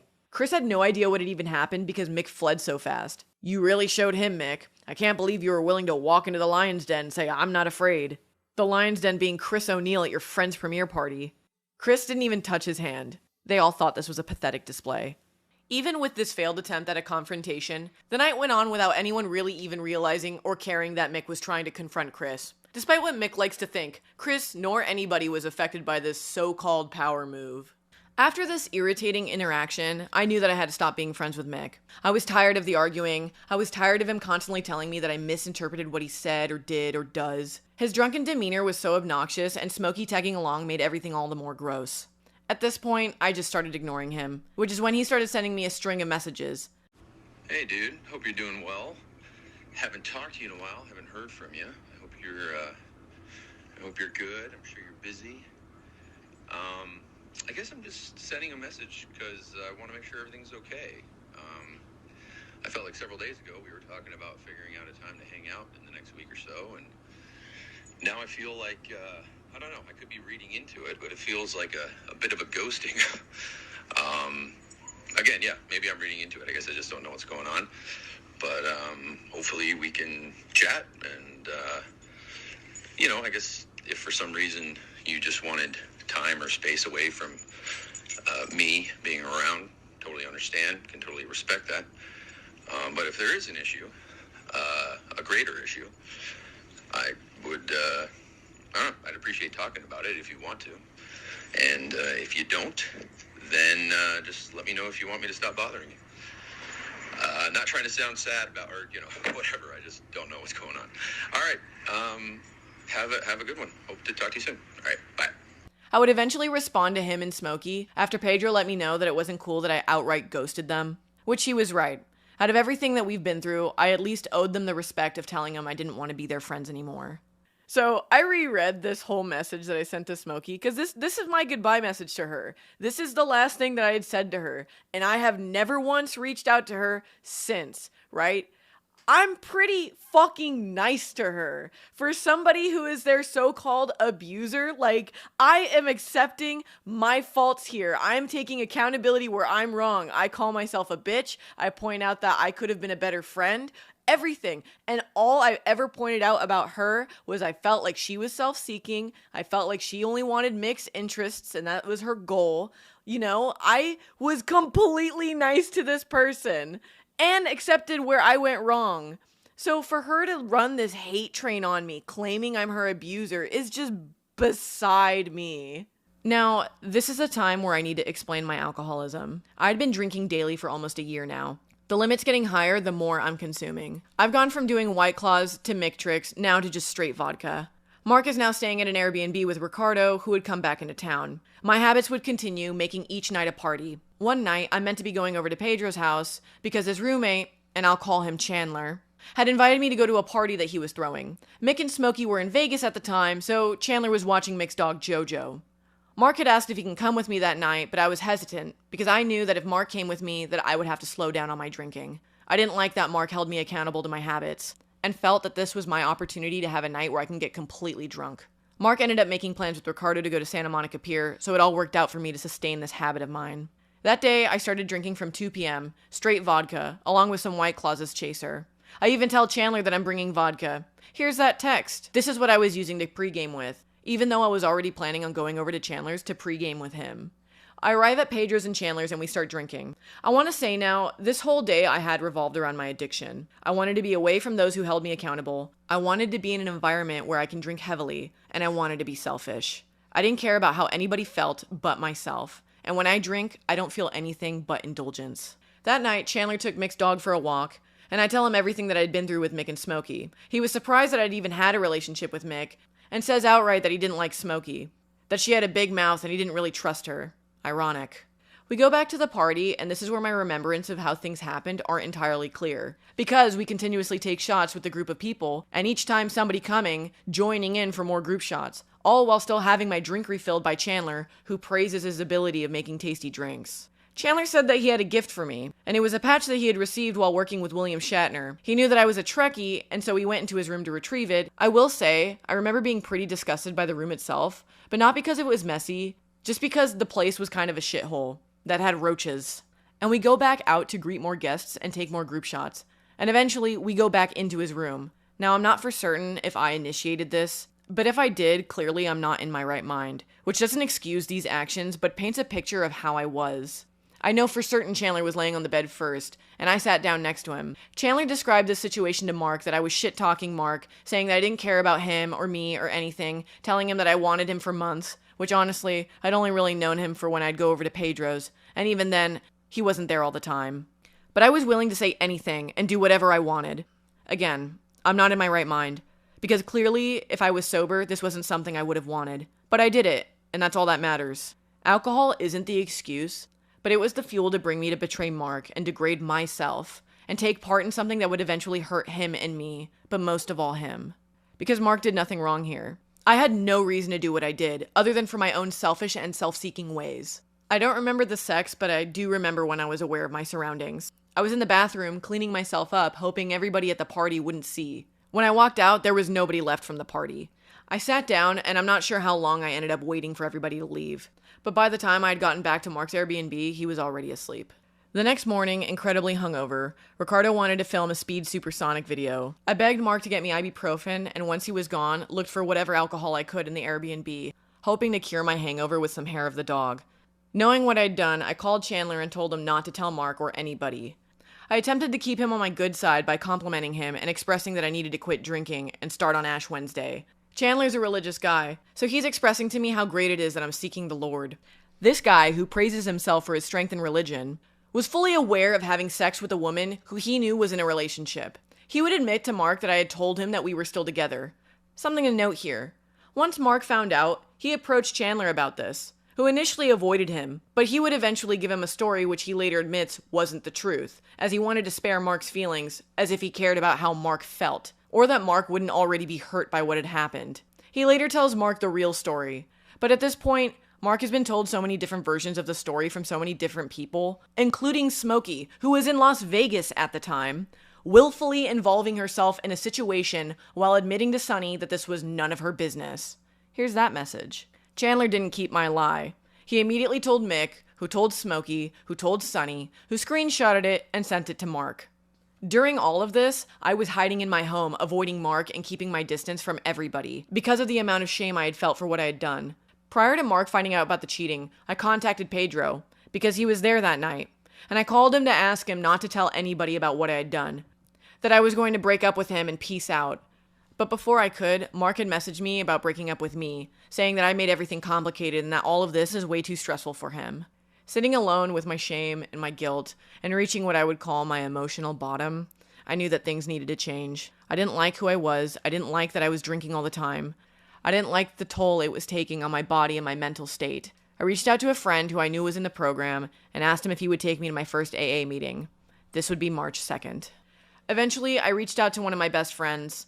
I'll call him Greg. He was the only person I had reached out to at the time and told him that I really, really needed a friend right now. After listening and comforting me, I let Greg know that I had written a letter for Mark, explaining everything that I had done. In Just Stop's video, he says this is how Mark heard about the cheating. This is untrue. Greg called Mark, letting him know that he was going to deliver a letter to him from me. Mark saying that he wouldn't accept that, and if there was something that I needed to say, I had to say it to his face. Greg drove to Sunset Boulevard, picked up Mark, and drove all the way back to my parents' house just to bring Mark to me.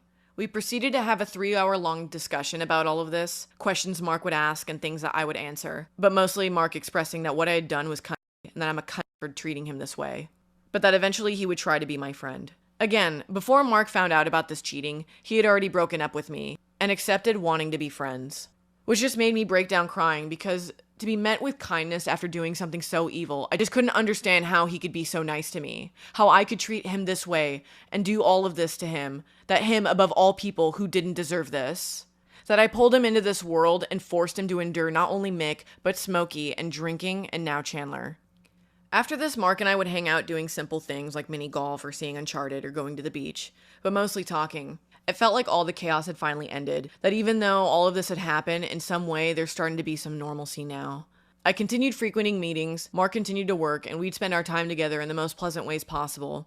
Anytime Mark needed to discuss anything, I was open and willing to be honest and upfront about my actions. Skipping ahead briefly, months and months later, around September I think, we were talking to Greg. We knew at the time that he was still mutuals with Mick and Smokey. At this point, their relationship had been established, but she still to this day lives in Vegas. Greg would frequent our house for dinner and hangouts, and he would always bring them up to us, unprompted, mind you, telling us what new news was going on with them, such as Smokey crying about Mick not wanting her to move in yet, that he would rather build an extension on his home so she could have her own room, so he would still have his own space from her, or how Mick openly admitted that Smokey was problematic and had a lot of issues when she would go back to Vegas. True or not, this is what we were told. And mind you, this wasn't anything we asked for, even if it wasn't true.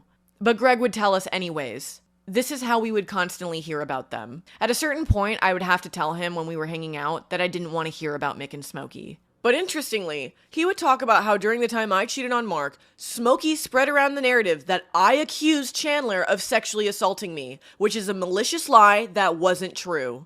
Again, I had already told Smokey I didn't want to be her friend at this point, so she wanted to make sure none of our mutuals would still talk to me, which ended up happening, as if what I did wasn't bad enough already. Greg brought them up yet again, and offhandedly referred to the consent thing, to which we asked confusingly, what consent thing? He proceeded to inform us about a story that had been going around, that I accused Chandler of taking advantage of me while I was drunk, that I claimed sexual assault, and that I didn't give him my consent.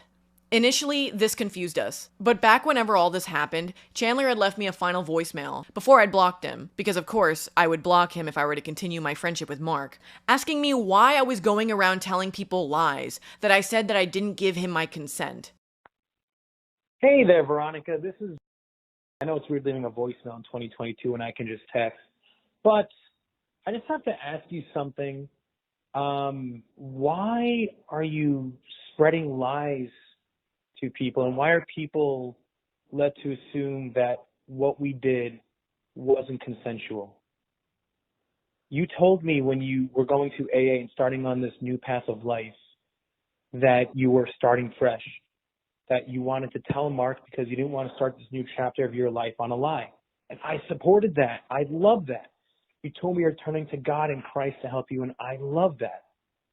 But the lies you're spreading, what you're telling people, Veronica, that's completely wrong, and I know you know that. If you're looking to get a fresh start on life, you're starting with one of the most heinous lies you can ever do, and not just to me, but you're lying to God and Christ. Veronica, I really hope you come to your senses and do the right thing. Please, I'm begging you. But as always, I'm keeping you in my prayers because I truly wish and I hope that you are getting the help you need. But please, give me... I was confused about this at the time, but again, for the sake of the friendship with Mark, I chose not to continue communication with him. Unbeknownst to me, there was a narrative that had formed, that I had claimed sexual assault, that I had said that I did not consent. We were all baffled to where this came from, but Mark finally realized where this came from, and it came from you, Smokey. Mark had been venting about this situation to a close friend of his. This friend told Mark that a blackout drunk person cannot give consent. That's all. That same day, Mark tells Smokey that a blackout drunk person can't give consent. Mark then goes on to say how I said that Chandler wasn't as drunk as I was, which clearly must have been the case since he seemed to recount the night pretty well. A lot of what I explained to you about that night came from his final message to Mark, where that seems consistent to what I remember. He then says that while he's not excusing me for what I had done, that a person who is drunk can't give consent, and that Chandler knew what he was doing, referring to the fact that he knew that we were still together, which Smokey even says herself. So Smokey took a question that Mark posed, and intentionally or not, without asking him to clarify, went and started telling all of our mutuals that I claimed Chandler sexually assaulted me, which I never ever said. If you want to argue the correlation between these, then let's get the dates here. I cheated on Mark February 26th. Chandler had been messaging me until March 8th, with no mention of me accusing him of not giving consent. Also on March 8th, Mark talks to his friend, where they bring up how drunk people can't give consent, which on the exact same day, Mark says to Smokey. Now tell me how suddenly, the very next day, March 9th, I get a voicemail from Chandler where he is acting surprised, saying that I'm going around telling people I didn't give him consent. It's almost like Smokey ran with this story without asking Mark to clarify or clear things up. Or intentionally went and lied to everybody so they could have a reason to hate me and no longer speak to me. Nobody ever reached out to me to ask my side other than Chandler. And because of me wanting Mark in my life, I chose not to respond. That was my mistake, seeing as everybody would believe this lie, without question, to this day, never wanting to hear my side. I don't care what you think about what I did. This right here is evil and psychopathic of Smokey. That when Mark in his most emotional state would try and talk to her about this, and she in turn would take something that he posed as a question and tried to make it fact, she's painting a picture and calling it a photograph. I also want to point out how in the very next message to Smokey, Mark tells her that I had not been blaming anyone else for what I did, that I have only taken full accountability for my actions. But I guess it doesn't really fit the narrative she's trying to spin. I had never spoken to Smokey about the situation, yet she felt the need to spearhead this lie. Again, she was in Vegas when this whole thing happened. I need to reiterate this because this is something people have believed about me since March of 2022, but I never accused Chandler of sexually assaulting me or not giving consent, and I think Smokey knows this, which is why she never mentioned this in the Just Stop video, something that definitely would have made this manipulative abuser point a slam dunk. But she knew that Mark had the evidence of this, because Greg mentions this to her on Halloween, 2022. Smokey is an evil person who manipulated all of our mutuals into believing this lie about me, and nobody cared enough to hear the truth, and probably still don't, because they've gone this long believing this and never once reached out to me. So I don't put it past them continuing to do the same thing, acting like this isn't a problem, while saying in private how crazy Smokey is. It's truly baffling to me how you can acknowledge that a person like Smokey is crazy and unhinged and immature, but would still believe her lies on a situation that she wasn't even in the same state for. Again, all signs here point to having come from Smokey. This consent thing was never mentioned, and somehow the day after Mark asks this question, this is a story that everybody is believing. What I did was bad, but that does not justify believing every little thing you hear about me and treating it as fact. Before any of this, back in January, Mark and I had booked an interview with Jeff Kinney in Boston. Of course, all of this puts a wrench into that, and I told Mark that I didn't want to go. But over the course of the next month, from our subsequent conversations about all of this, and the honesty that I had been having with him, I'd let him know that I'd be willing to go, and even follow through on my Ireland trip that we had planned. During this whole month, I'd been with Mark nonstop. The only times of us being apart would be when I would go to sleep or when I'd go to meetings. During the Ireland trip, Mark and I would have many long talks about how we still had feelings towards one another. We agreed that if we felt this way towards one another, that we would be willing to try again. This time being completely honest with each other and me sticking to my sobriety. Then we'd see where it would go. Obviously, you know where that ended. Mark and I got married in August. Just Stop makes the assumption that we celebrated our honeymoon in DC, which is a lie. The trip we took there was what made us realize that we loved each other and hated spending time apart. So Mark agreed to come back to LA for as long as his visa would allow him, and by the end of it, we both got married. A week later, in early September, we got our apartment together. Which, let me just say, Smokey, in your long blackmail post demanding a response from me, you point out that I moved to your boyfriend's neighborhood. Again, the neighborhood he lives in because he intended on me living with him. This was the first apartment Mark and I had saw that not only accepted our application, but also accepted our dogs, so we took it. If you really think that we would make a life decision like getting an apartment just to spite you, then you really are delusional. Halloween rolls around and we throw a really big party with all of our close friends. I want to add that this was the first Halloween party I'd ever had where there was no alcohol, and it was so much fun. Being surrounded by people who truly care about me and nobody is acting a fool. On Halloween night, the same night Greg told Smokey that she was wrong about the consent thing, she goes on Twitter to expose not only my marriage, but also what I had confided into her about Chris and I. Both things none of her business to spread. I was advised by my sponsor not to respond to Smokey, but I also didn't want to give this delusional psychopathic person who would lie about me the satisfaction, which only resulted in her tweeting more about me, the next post being the Do Your Step 9 post, which I need to point out, doing your Step 9 isn't a case of rushing through the steps because somebody feels like they deserve an amends. This way of viewing it is incredibly disrespectful, but also shows that Smokey has no knowledge about step work. Currently, I'd been working on my Step 4, which is taking a fearless and moral inventory of myself, filling notebooks with my resentments towards people and what I had done and where I'd went wrong. Smokey, if you weren't so unhappy with your life and could have stopped publicly tweeting about me, you would have received what I wanted to offer you on Thanksgiving. Knowing that Mick was out of town because he publicly posted it, and you being home alone to watch his dog in his house, let me be clear, I didn't pity you.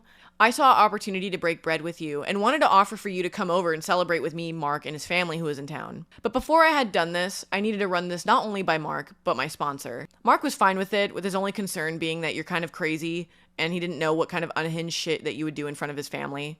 Rightfully so. But my sponsor advised against it, saying that if this wasn't completely resentment-free, that this wouldn't be a positive interaction, especially considering Smokey's public animosity towards me. So I didn't, and I'm glad I didn't. Because we see from Just Stop's video that this was all in the works well before Thanksgiving. And he admitted to Mark in that call that all of this stemmed from your tweet. So you already knew what you were planning on doing. The least you could have done was been upfront about it instead of lying directly to Mark. Once you made your post threatening to leak his DMs back in March, he reached out to you and said that he wanted no part in this, especially not his private messages from such a stressful time for him. You proceeded to tell Mark whether or not you leaked his DMs was none of his business. To which he rightfully informed you that it was entirely his business, and whether or not they got leaked was in your hands. You continued to say that I needed to do my Step 9 and make amends to you, where he told you that looking at it that way was not only disrespectful, but a completely ignorant way of viewing it. And I think anybody currently in the program could attest to this. But Smokey didn't care. She just wanted me to acknowledge her. This was when Mark brought up the instances where Mick would yell at me, acknowledging not only January 30th, but also the time with the phone call, which Smokey wasn't present for, as well as the kissing thing, where Smokey brought up the platonic peck excuse, and whether intentionally or not, lied about the dates about Mick screaming in front of me. Showing how unreliable of a source Smokey really is, considering this can easily be disproven, which I've already shown you. At this point, Smokey blocked him on Discord, despite telling Sunny that there was no conversation she wasn't willing to have, to which Mark had to send it to her on Twitter. By that time, it was getting pretty late, so he hit the hay, and woke up to multiple messages from Smokey, with the most important and damning message of all, Smokey agreeing that Mark had no part in this and would not share his DMs. Look where we are now. Like I'd said before, this is the person that you were all believing and sympathizing for. This person who has continuously lied and gaslit and sought out attention, leaking the information of somebody she called a victim, saying that their voice doesn't matter. She also brought up something completely unrelated to try and put ideas in Mark's head that I was trying to pursue other men. Randomly bringing up one of Mick's friends, who I had met a small handful of times, saying that I had been messaging him more, along with, I wonder why that is, heavily implying that I'm trying to pursue him. No evidence, by the way. Nothing to go off of. She just wanted Mark to think that there was something going on. That is gaslighting, and that is manipulation. Trying to plant an idea in Mark's head in the hopes that he'll think something is going on and divorce me. Yet I'm the one being called the manipulative abuser. The same day after Mark had this conversation with Smokey, where she blatantly lies about Mick yelling in my face, and the platonic peck comment, Mick tweets out vaguely about this conversation, saying, be honest, be chill. If you're needing to bend the truth in order to look in the mirror, maybe take a moment to consider it. If you operate in assumptions, confirmation bias, or straight up just know you're not being honest, consider being better. Folks around you know already. Once again, ironic. Let me talk about all these abuse comments, by the way, because Smokey loves using the word abuser, but never backs it up with anything. Instead, opting to simply use a blanket term, hoping that she says it enough that people would start believing it. Yet all her examples of my so-called abuse has nothing to do with her. The stuff with Chris, breaking up with Mick, what happened with Mark, none of these situations involve her, yet she thinks that she has to be the one to say this stuff publicly, despite me knowing at least 2 of those people never wanted that. Mark openly expressing to her that he did not give her permission to share his DMs. But Smokey has to, because if she only made posts focusing on what I did to her, then nobody would care. You want to know what my abuse towards Smokey was? Where all of this stems from? I said that Smokey was my best friend, and then I said she wasn't. That's it. The reality of the situation is, anybody who I'd been drinking and partying with daily for months, is somebody who I would have called my best friend. But I didn't drop Smokey out of nowhere. I dealt with her asking to fuck my boyfriend for closure. I dealt with her constantly trying to pursue Edward and crying when things didn't go her way. I dealt with her telling me everything was fine to my face, yet would get drunk and pass out in Mick's recording booth. But at a certain point, it became too much, and she wasn't somebody who I wanted in my life anymore as I was trying to improve. That is my crime here. I think throughout this video, I've proven pretty well that Smokey has done quite a lot of shitty things to me. Do I get to call her my abuser? Of course not. But Smokey is petty, and if there's one thing she loves, it's attention. So she'll continue to call me her abuser despite having nothing that actually shows that it is true. Because it isn't true, and there's a part of her deep down that knows that. Like, all these tweets are a result of her desperately trying to convince herself that she's a victim. Which is funny, seeing her treatment of Mark, someone who she constantly uses as a victim in her posts, making it evident how much she really cares about what a real victim has to say. And while I've been trying to do nothing but move on and improve my life for the past 11 months, all she continuously has tried doing is dragging me back into this mess that I want no part in. If you truly were happy with your life right now, Smokey, I can imagine you wouldn't be begging for sympathy on Twitter for all the stuff I've done that doesn't even pertain to you. Maybe that's why you sit around and cry to your friends about Mick not wanting you to move in, or endlessly text them when you find out that we're in the same room together. I hear about it all, Smokey, but you don't see me running to Twitter. You're 30 years old, Smokey. You need to grow up. Of course, none of this needed to be public. Again, at any point you were thinking that during this video, don't worry, I thought the same. I'm tired of talking about this. But Smokey and Daft really seem like they wanted me to be honest. So how can I do that without telling you the full story? Notice how at no point in this video was Daft Pina ever mentioned. Daft Pina is a leech who attaches himself to any molecule of drama he can find himself. I know for a fact he's currently going around to people, some of which I used to be good friends with, to get them to speak out about me, claiming I was an abuser. This all stemming from Smokey's original tweet. Everybody knows at this point, but it bears repeating. Daft is never to be trusted. He's found himself in controversy after controversy, and nobody respects him. Someone who relies on 18-year-olds to do his dirty work for him, while he sits in the background puppeting everything, while also never acknowledging this publicly until he's ready to make a video. In the first livestream Just Stop went to discuss this video, he very much underplays Daft's involvement, even saying that if they were to talk to Mark in private, that he would consider taking down the video. Everybody who watched that stream could agree that Just Stop came off incredibly unconfident about the video he had just uploaded. How involved was Daft Pina? I'm curious. Like I said, I just brought him on to help me with the call and ask questions. Once or twice I asked for his input. That's about it. Once or twice? On what? Input on what? I'm curious. Mostly just like, showing the video to him and such. Okay. Daft and others would also add stories from people we talked to that couldn't be evaluated as anything more than hearsay, as they had no proof, and when I would try to say as much in the script, he'd stop me and go, "Don't say it like that. People will deconstruct and focus on it if you do." He wanted me to use sneaky language again, so in the end I cut them out entirely. And for bits that I didn't remove, I made sure to ask follow-up questions to get evidence of dates and such. That night, Mark would ask Just Stop if he could call, to which Just Stop would say that he's too tired and that he would speak only in text. Rightfully, Mark would point out how wrong it was, that he would rather go on and spend hours on a live stream than talking directly to the person he had made this video about. I bring this up because the Just Stop who was talking to Mark at this point came off very different than the Just Stop we had seen in the live stream, saying that this video shouldn't be deleted because it highlights my abuse, and even tries turning the situation around on Mark, saying that he condones all of this because he wouldn't publicly say anything. Anytime I was publicly petty or joked about stuff, Mark was always the person to tell me to stop, that all I was doing was making more enemies, which he was right about. A couple of hours after this conversation with Just Stop, he completely switches character, suddenly agreeing to call with Mark, and that he had made the video unlisted.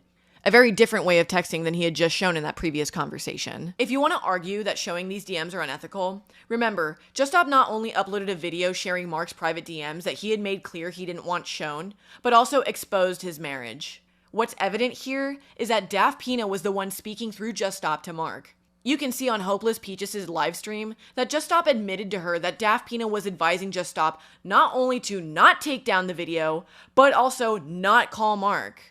We had a call with Braxton today, and I asked if I was allowed to share this, so he said yes, I will.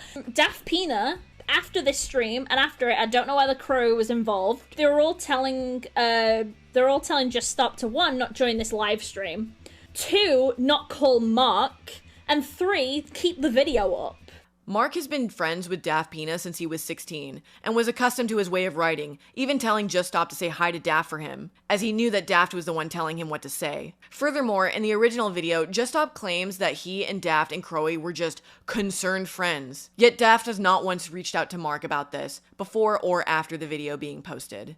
Also, the narrative presented in that video was that Mark was approached by numerous friends about me. This is not true. The only people who had ever spoken to Mark about this was Just Stop, not his friend, Crowy, somebody who Mark had last called a full year before the interrogation, Smokey, somebody who had threatened and then openly shared his private DMs after agreeing that she wouldn't, and then had spread a narrative that I was falsely accusing somebody of sexual assault based on an out-of-context DM from him. And Daft Pina, who's so good of a friend that he never once reached out to Mark about this, even saying to him that he wasn't working on a video about me, and told Just Stop not to take down the video, which Mark had asked him to. Great friends. It's no wonder he didn't listen to them. This is manipulation. Daft Pina is not only manipulating an 18-year-old who he considers a friend, but manipulating his own audience by giving them a one-sided story without contacting me for what I have to say, yet prides himself on informing the public of the truth. People have said it for a while, and I've tried to shrug it off or even defend him, but I can't deny it. Daft is a toxic person. It's something I've rejected for a while, but it's true. He really, at least from my perspective, hasn't changed much since the days of the Jaden face reveal. He's just gotten better at hiding it publicly and letting other people fight his battles, like he tried to do with me by including a massive section on Sunny. He wants to pretend he's better than all these people that talk about him, acting like he doesn't care, but he does. This is a man who will justify needing to give pedophiles and groomers a platform to explain their side. Yet where was my message, Daft? Do you take shit-talking as a worse crime than pedophilia or grooming of minors? Oh, you don't like that correlation? Sorry, I only learned it from you. See, you love handling things and framing them as worse as possible to fit this narrative you want to try and spin. I found out that Daft was going to an artist, who Mark is paying to work on his pilot, telling them that I was mocking them and their art. This would be corroborated by Strawberry Mage. I know it was you. Daft first talks to them about me mocking their art. The next question going into, why do you think Veronica hates them? You see how things are made as extreme as possible? You want to know what I did, what crime I committed? I would talk to my friends in a private DM that I didn't like how this artist would draw hands and certain features in their personal artwork. I want to make it clear that anytime that this was done on something that Mark was paying them for, I always chimed in and gave my notes, and in multiple occasions redrew the hands and poses myself. Even publicly telling them that I would prefer their old designs over their new ones when they would ask for feedback. This isn't a case of me telling somebody that I love their art and the way that they draw hands, and then saying the opposite behind their back. Shit talking, yes. But how this turned into me hating them, and asking them why if I had grievances about their art, I wouldn't come to them personally with my critiques, is such an exaggerated place to take this. Clearly done by Daft to make minor events seem as massive as possible. Because everybody loves getting unsolicited advice about art they drew for fun. Where I take my comments in private DMs to my close friends, including you, Strawberry Mage, is between me and them. But you know, maybe I should have known better after experiencing Smokey, somebody you had once said you never wanted to be like yourself, even describing them as obsessive and stalkerish. Remember when you said Mick and Smokey were bad people and that you were glad that I cut them off? I did bad things here, that's without question. But ever since March of 2022, I've done nothing but try and move past the worst time in my life and improve myself. Being 11 months sober of alcohol today. Getting rid of people who enabled my bad habits and facilitated my addictions. Currently, I'm in the process of writing out my own wrongdoings and my past experiences with people in preparation to apologizing to those me and my sponsor saw fit. All I've tried to do here is be honest, take accountability, and work on myself like I've been needing to for years. And Daft, somebody who you'd think with the content he creates would want something like this to be a result of bad actions, for me to grow and reflect, feels like this isn't capable without him having to make some kind of video, not knowing the growth I've been making, because he'd rather turn a blind eye and not ask me for my side. I find it funny how Daft, somebody not new to finding himself in controversies, such as Jaden faking her mental illness, or that someone should quit art just because he thinks that they're not improving fast enough. Her art is terrible, and if I was 22 like her, I think I'd just stop drawing and try a new hobby. Or going as far as to doxing somebody and using the excuse of their Facebook account was already public. He acts like he can move on from his past mistakes through the most minimal effort possible, but no one else can without his input. You have a serious hero complex, and it's going to continue to bite you in the ass until you stop and realize you aren't the good person you think you are. Yet he is much more concerned about twisting this information as much as possible, where every situation has a supervillain to talk about, while Daft, the morally superior hero, comes in and saves the day and speaks for the victims around the world. I mean, this was all perfect for him. He already didn't like me. Again, he never bothered to reach out to me about what progress I had been making. You want to know what I did to Daft that made him hate me so much? I called him a cuck in private to friends back in 2020. Those who joked along and agreed. After having a falling out with one of them, they would decide to go to Daft themselves and tell him what I had said. To which he approached me about this. I never denied it and told him that the person that he got this from had joined in too. The worst I'd done to Daft since was send him this image. Really seemed to ruffle his feathers. What's the matter, Daft? Did you want to be Quagmire? Well, too bad. You'll always be Brian. Initially, I didn't know what would come of all this stuff becoming public. But after everything is said and done, I'm glad that it all happened. It allowed me to further look back at things I was doing and the people that I was engaging with on a daily basis, and just how selfish I can get.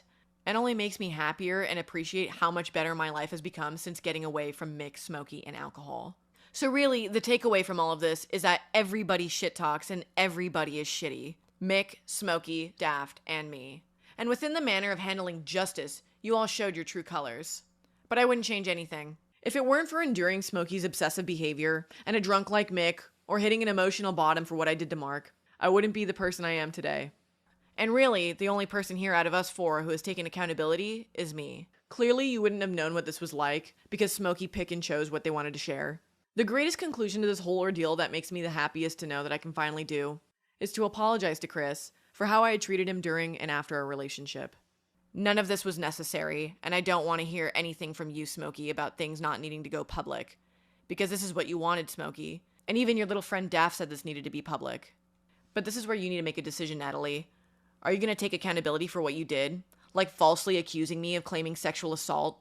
Lying to Mark about spreading his private information? Gaslighting him and whoever else about these events and how they occurred? Or are you going to continue to blame all your problems on one person? You can't use me as a scapegoat forever. You need to be accountable for your actions. Everybody around you calls you immature and excuses your behavior by saying that you need to grow up. But that'll never happen if you can't admit that you've done something wrong yourself. This is the first and only time I'm addressing any of this publicly. We all need to move on from this. It's been a year.